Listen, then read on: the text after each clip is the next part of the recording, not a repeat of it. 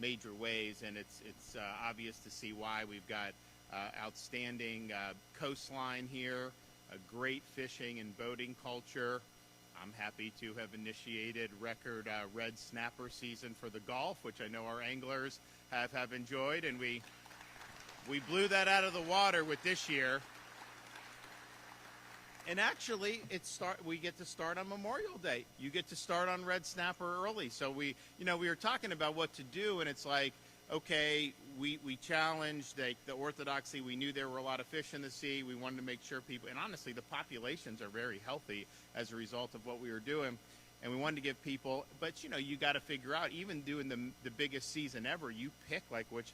I was like, we got to do Memorial Day weekend. We got to do these key days. So that's really exciting that people are going to be able to do that and have a good time. So we always love coming back to this area. There's a lot to do, and I know it's going to continue to be a great engine economically, not just for people that live and work here, but really for the state as a whole. We're joined here by our Fish and Wildlife Conservation Commission Executive Director Roger Young, Senator Jay Trumbull, Representative Griff Griffiths, and Ben Special, President of Yamaha's U.S. Marine Business Unit, which I know is a really big deal. And I want to thank him for being here. We take pride in our state of Florida being the best fishing and boating state in the United States of America. And honestly, it's not even close. We're the place to do this. We have more than 7,000 marine businesses that just those businesses alone support over 100,000 jobs across the state. The total economic impact of recreational boating in Florida is over $31 billion. Now, what does that mean? I think most people know that's a lot of numbers. But go back to 2018, that's a 53% increase just since 2018. And part of it was, with COVID, people were like, they wanted to do things. And so I think COVID was probably the best thing that ever happened in terms of pushing, not, media's going to say, oh, he said it was good. No. Don't misquote me. But COVID drove people outside more. And so golf did phenomenal. Boating and fishing did phenomenal. And so I think that really helped drive that people wanted to be outdoors and they wanted to do things, especially new people coming to Florida. And I know there were a lot of people that would move here and they're like, okay, I guess I got to start boating. And so they'd buy a boat. Now, some of them didn't know how to operate the boat, which caused some problems, but we kind of, hopefully can figure that out. I know we've worked hard on that. So you've had this massive boom in outdoor recreation, and we've really been at the forefront of that. We are the top boating state. We consistently rank #1 in marine expenditures and boat registrations. We have over 900,000 boat registrations as of 2023, and probably higher now that we do that. And we have over 4 million licensed anglers, and is known as, and of course, you would expect that, being the fishing capital of the world. We've been able to do a lot of really neat things.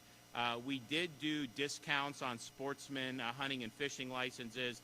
We were able to issue more than 75,000 gold sportsman's licenses, which generated $24 million in revenue, even though it was a big discount for the purchaser. We did extend that program to provide even more discounts on several fishing and hunting licenses, including the lifetime licenses. If you want to get out and try your hand at fishing on any of our salt or freshwaters, you can purchase a combined annual fresh and saltwater combo license for just $5. And $5 doesn't buy what it used to buy. So if that's there, that's a pretty good deal. We've also solidified our state's reputation for boating and fishing. We want to continue to do that. So if you look at people that are here, our Florida residents, this is an important part of our culture. It's also an important thing that draws people to want to visit the state of Florida. When I became governor, Florida typically would get about 80 to 90 million visitors a year. And we saw that increase a lot over the years. And most recently, we had 142 million visitors to the state of Florida. Now, I view that as something that can help the economy, all this stuff. I also view it, I would rather have them pay the taxes than us pay the taxes. And so, you have an opportunity. People come, they buy things, they pay taxes on all this. And so we have an opportunity to continue to offload tax burden away from Florida residents and towards some of these 142 million visitors. I mean, I think that only makes sense, and we're probably the only state in the country that can get away with that. That's why I've been going after these property taxes so hard, because we can do something about this. People see property taxes go up because their values of their homes. I just saw the Tampa Bay area saw an increase of 23% going up, and it's because the values have gone up. That's true nationwide, but Florida's been even more because there's been a lot of demand. And so people are now having to pay on a home that they bought 10 years ago for a certain amount. Now they're being told it's worth twice that much, and they got to pay more in taxes. Well, how is that good? And then at what point do they stop taxing you? You know, it's like you engage in transactions, and like you pay a tax. I mean, hopefully you don't have to pay any tax, but if you do, you want it to just pay and then not have to deal with it anymore. And yet on these property taxes, it's like you could be a productive citizen 50 years in your home, and they still hit you up for more and more tax. At some point, you either own your property or you don't. And if they can come in and take the property from you because you're not ponying up tax, then you don't really truly have private property. So this property tax issue is a really big deal. I know where I go and talk with folks around the state, this is the one thing. Now, the state doesn't administer that. That's done locally, and you've had local governments, and, you know, some have been more reasonable and more responsible by rolling back rates so that taxpayers are held harmless, but others have not done that. Others have increased millage rates. And for what? Why would we be going after homeowners? So I think it's a really significant issue. We're going to want to continue to do it. But you have all these people that visit, and it used to be they did the analysis when we used to have 80, 85 million visitors. It was about 18 to 20% of the state sales tax revenue came from those visitors. But now that we have 142 million, I think it's at least a quarter of Florida sales tax revenue, and maybe as much as a third. But then you also have to count in snowbirds. We've got people that live here for 3, 4, 5 months a year who are not Florida residents. They're also contributing to be able to do that. So I view that as a potential for us to really deliver relief to Florida homeowners. That'd be the best thing we can do. You know, we can't control at state government the amount of value that your home goes up or not, or how much a home costs. You know, that's a private market. I think there's a lot of distortions in that market. I think the Fed, how they've mishandled interest rates. We can go on and on about that. But the reality is we're limited in what we can do. But the people of Florida, through their Constitution, have the ability to set or not set taxes, right? So you're able to do big-time reforms. So we're teeing that up, certainly for the 26th ballot, and I think this is really, really important. But nevertheless, we have people coming here, and this is a big reason why they're doing it. We have had the biggest tourism year in Florida history. We have secured an all-time record, almost 16% share of the total domestic visitation market for the entire United States of America is just in Florida. Now, you do the math, we got 23 plus million people. The United States as a whole has 330 plus million people. So we're like 6.5%, 7%, and yet we account for more than double our share of the population in terms of the visitation. So that's really, really good. Now, that's all great, and it's all great to say you're doing good stuff, but my view is you know, we always want to do better. And when it comes to our anglers, our boating community, people that really thrive on enjoying all that Florida has to offer, we do get feedback about, hey, what can be done better? So we've done a number of different things, and we've been working very closely with Senator Jay Trumbull over the last many weeks to make sure that the legislation we're going to sign today actually got across the finish line. I want to thank Representative Griffiths for also leading the charge in the House of Representatives to make sure that we're doing what people expect us to do. So there's been a movement for local governments to regulate the type of vessels you are allowed to purchase regarding energy use. Now, look, if you want to buy an electric boat, I mean, I don't think you should be prohibited for it, but you certainly shouldn't be required to do that if you want a boat. You should be able to buy traditional vessels. And so the legislation that we're going to sign today, this Boater Freedom Act, is going to make sure that Florida remains the boater capital of the world. We're going to make sure that boaters are able to choose the type of vessel that they want. We're not going to allow local governments to step in and block the ability to purchase and for the businesses to sell vessels based on the source of fuel that those vessels are using. We know a lot of families opt for used vessels, and of course they're going to be gas powered. People want to be able to afford this, and if you impose these draconian restrictions, you're not going to be able to do it. We also want to right a wrong that has happened in terms of how people are approached on the water by law enforcement. Now, current law allows both state and local law enforcement to pull a boater over when no probable cause or suspected violation has occurred, and to conduct inspections.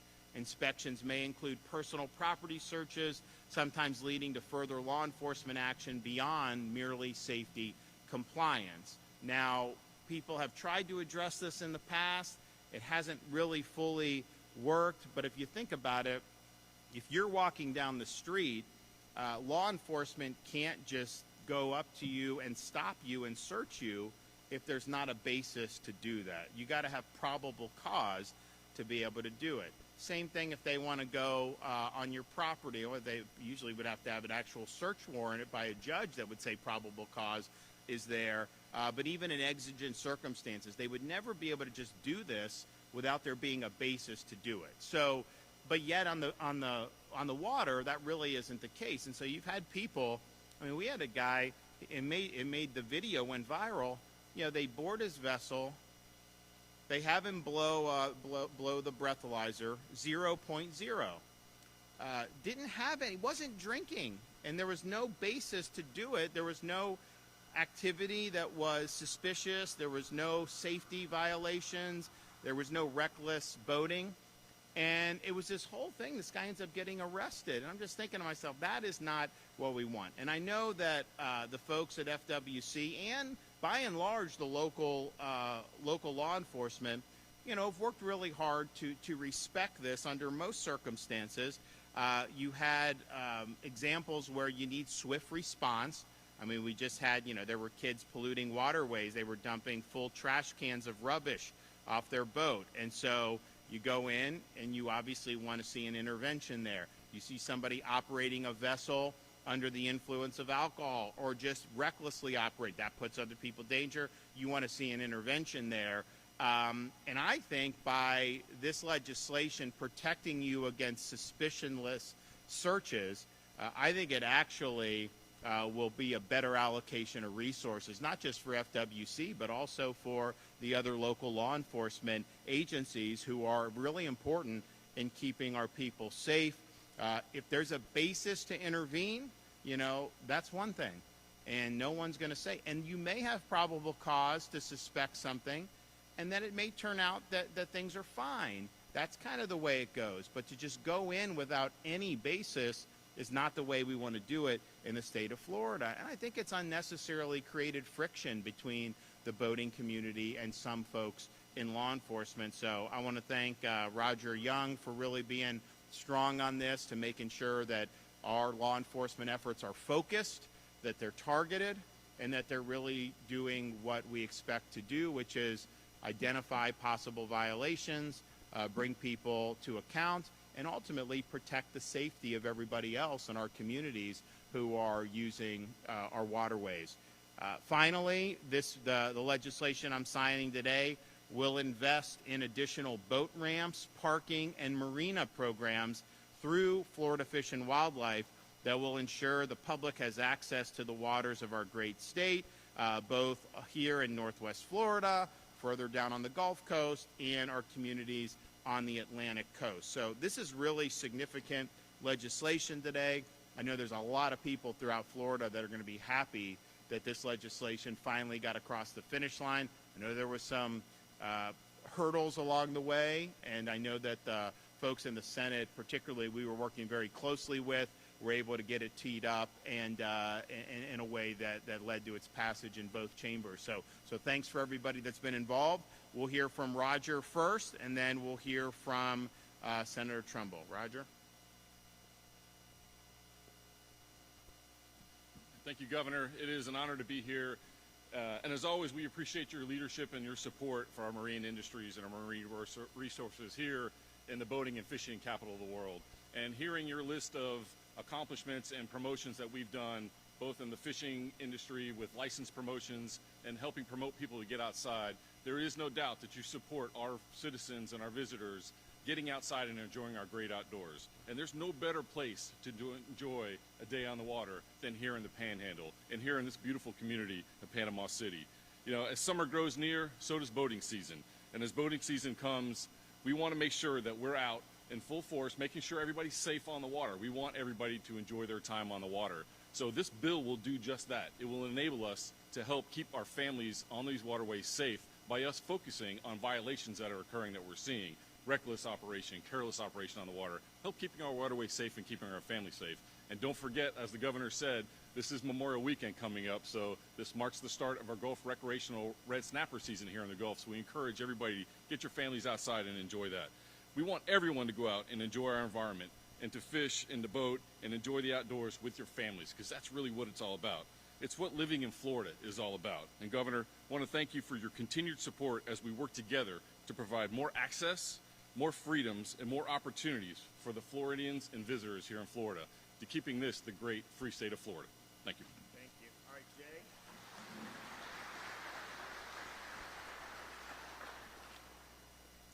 Thank you so much, Governor DeSantis, for your unwavering support and leadership in making sure that Florida continues to stay the most free state in the nation and being a model for defending our individual liberties and putting Floridians' rights first. I really do want to point out Representative Griffiths and recognize him. We can't get anything done without both chambers, and your work, sir, and your commitment on this issue is incredibly important.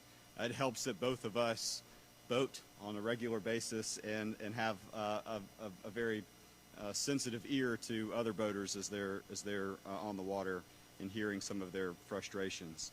You know, with the signing of this bill, Senate Bill 1388, the Boater Freedom Act, we're reaffirming that the principles of freedom and limited government do not stop at the shoreline.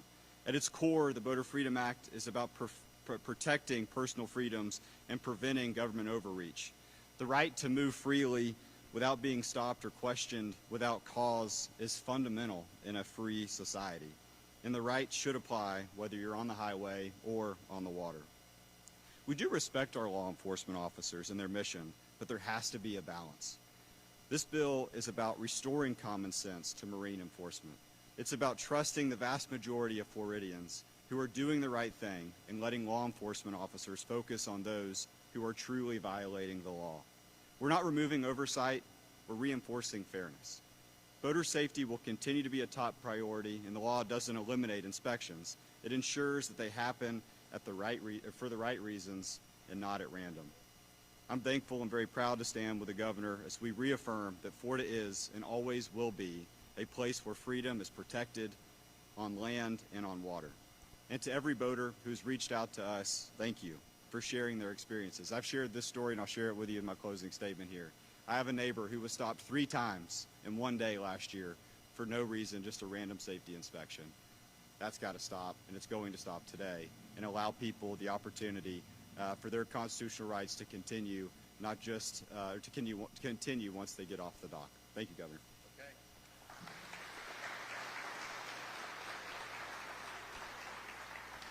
Hello, everyone. I'm Ben Special, as he mentioned. I'm with Yamaha. I've been with Yamaha for over 40 years. I'm actually sitting in this room. I'm a little bit of a gearhead, a geek, and I'm looking at every one of these engines that say Yamaha on. I've been involved with since conception. So I'm very excited about what you're doing. I was just in Washington, D.C., and I hope you don't mind, but I used Florida as the lighthouse example of what's doing right for the marine industry and for marine consumers. As I explained to some of the outreach to the White House is don't forget what you're doing is you're helping everyday people go boating. The boats behind me right here are relatively small boats. Those are the things I really focus on. What I'm proud about this legislation that you're doing in Florida, I hope to be able to take to other states to show is the Boating Freedom Bill is about all technology should be available to boaters. We shouldn't limit it. I can give you a dissertation on the reason why. I've been in several meetings with the EPA on why you can't have these select technologies. You got to use the broad technologies because boating is very unique. The other part of what I'm proud about you guys are doing is making grants for more water access. I like to tell my friends and stuff that I look really smart when the industry grows. You know what the biggest barrier of that? Access to fish and access to water. The more boat slips, the more ramps, the more capabilities, everyday people can go boating, the industry will grow. And that creates jobs both here and in many other states. I know many of the companies that have built these boats and these components, and they really appreciate Florida. I travel the globe for Yamaha, and I use Florida as the lighthouse for the marine industry. It's sad to see other countries not have this type of water access and access to everyday consumers. It's important that you're doing this stuff. Very proud of what you're doing down here, and we thank you very, very much. And I do have to say one comment. We woke up yesterday in Louisville, Kentucky, after flying from Washington, D.C. back to Louisville. We live in Atlanta. My lovely wife spent 12 and a half hours driving me down here yesterday because of this event. That's how important it was to me. So I cannot express to you enough how important it is. And I know we have other items we want to work on getting South Atlantic right, like we did in the Gulf of Mexico some years ago. And I'm very passionate about making sure that gets done with NOAA fisheries. So thank you very, very much, and I'll be around for a little bit if you have any questions for me. Thank you.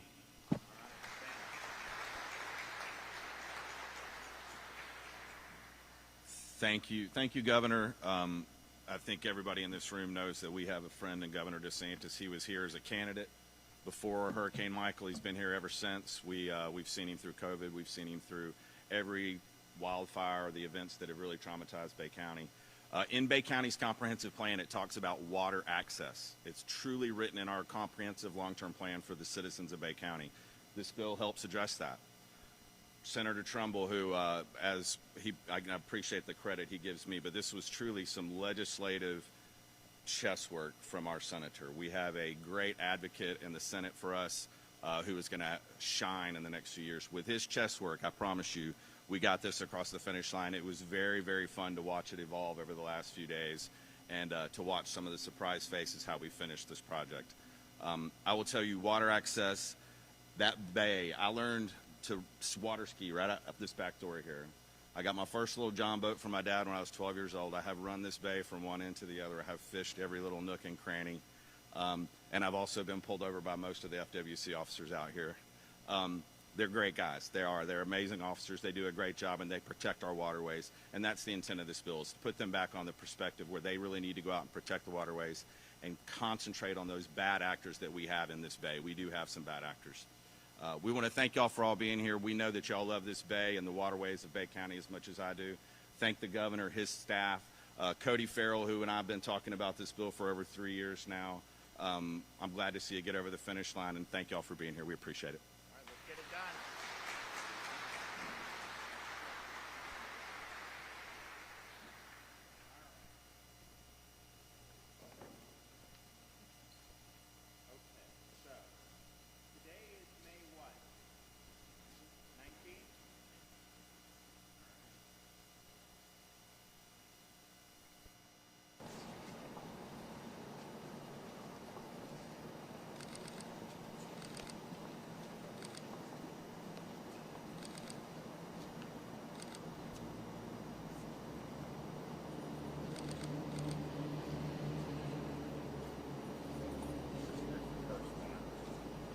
Big one, and this is the add-on.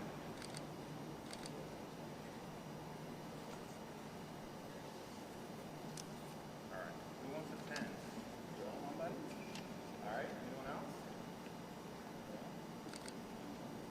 Okay. All right, I got one more. All right, here we go. I want you guys to hold that up for the camera. I'll hold this one up here. You help, I'll hold it up with me. There we go. All right, we're here. All right, another one in the books, guys.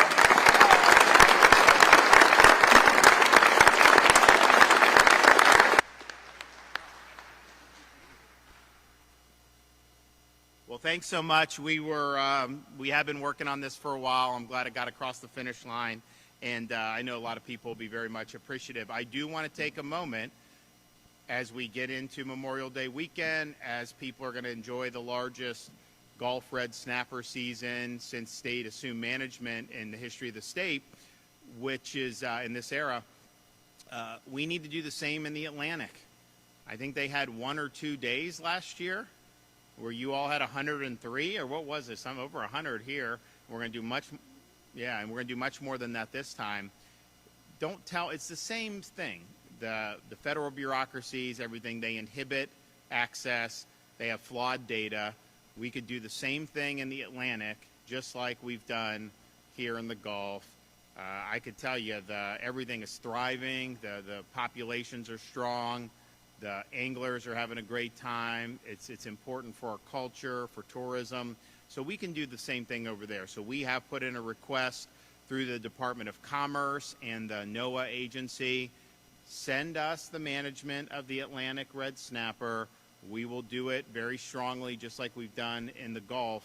And I think a lot of people will be very, very happy. I mean, I can tell you that if we're able to announce that the state has resumed management in the Atlantic, we will be able to move very quickly to get some dates out, and people will be thrilled if that were able to happen. So I think it's something that we've gotten good signals from the administration, because they are trying to empower the states. So this is a great opportunity to be able to do that in a way that's going to make a meaningful difference, not just to our residents, but for the people that really love coming and visiting Florida. Okay, we got any questions? Governor, one of the things Senator Trumbull said was restoring some of the common sense practices back into some of these things like these stops. What specific portions of what this bill is going to be going at would you say lacks common sense as far as the stops or weapons? Well, I think what the senator said, I mean, when you have somebody who is stopped 3 times in one day without there ever being a basis to stop them, then you know something's wrong. The way we do things in America is government's supposed to leave you alone. If there's something you're doing that gives law enforcement a basis, and it doesn't have to be beyond a reasonable doubt you've committed a serious crime. It could be reasonable suspicion, probable cause, depending on the circumstances. And I saw Tommy Ford here. These guys all know what they do in regular police practicing.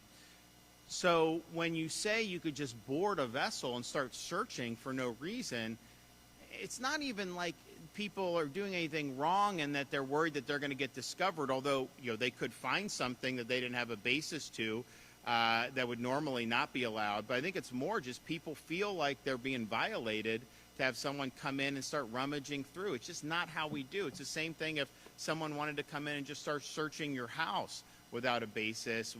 People just would feel that that's something that's wrong, even if there was no wrongdoing involved in terms of that law enforcement found anything. So I just think it cuts contrary. I don't think that that's how most of our officers have actually behaved. I think a lot of them have been very respectful and very professional.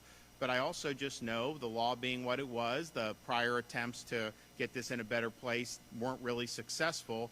You have had these situations. So I think because of what the senator and Representative Griffiths did, I think this is going to end the issue once and for all. I think we finally have great protections for people, and I think people are going to be very pleased with it. All right. God bless everybody. Take care. We'll see ya.